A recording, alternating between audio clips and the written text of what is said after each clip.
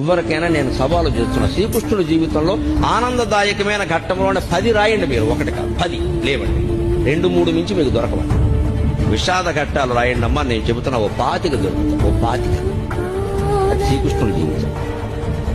పుట్టింది జరసాలో, పుట్టిందో తల్లిక, పెంచిందో తల్లి, పుట్టిందో తండ్రిక, పెంచింది ఇంకో తండ్రి. అందులో పెంచిన తండ్రికేమో వీడు తన బిడ్డ కాదని తెలుసా, ఆ తల్లికేమో తెలియదా? ఏమి జీవితాన్ని అవునడానికి లేదు, కాదనడానికి లేదు. నిజం ఒకటికి తెలుసు, నిజం ఇంకోళ్ళకి తెలియదు. కానీ పెరిగాడు మహానుభావం. పుట్టగానే చంపేస్తారనే మేనమామ.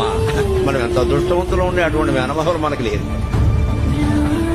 పుట్టని చంపేస్తారనే మేనమామ కత్తిట్టు కూర్చున్నాడు ఆ జైలు దగ్గర. అదే ఆ శ్రీకృష్ణుడి జీవితం. సార పురుషుడు అంటున్నారు కదా, మరి ఇంత భయంకరమైన జీవితంలో కూడా భగవత్తత్వాన్ని వ్యక్తం చేసిన మహానుభావుడు శ్రీకృష్ణుడు. కృష్ణం వందే జగత్.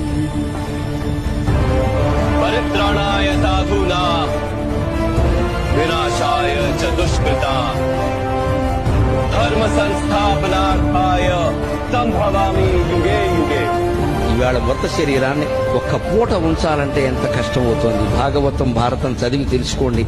7 రోజులు మృత శరీరం అలాగే ఉందండి. 8 మంది భార్యలలో ఒక్కరు లేరు. తల్లి లేదు, తండ్రి లేదు, బిడ్డలు లేరు, ఎవ్వరు లేరు. మన భాషలో చెప్పాలంటే దిక్కుమాలిన మరణం.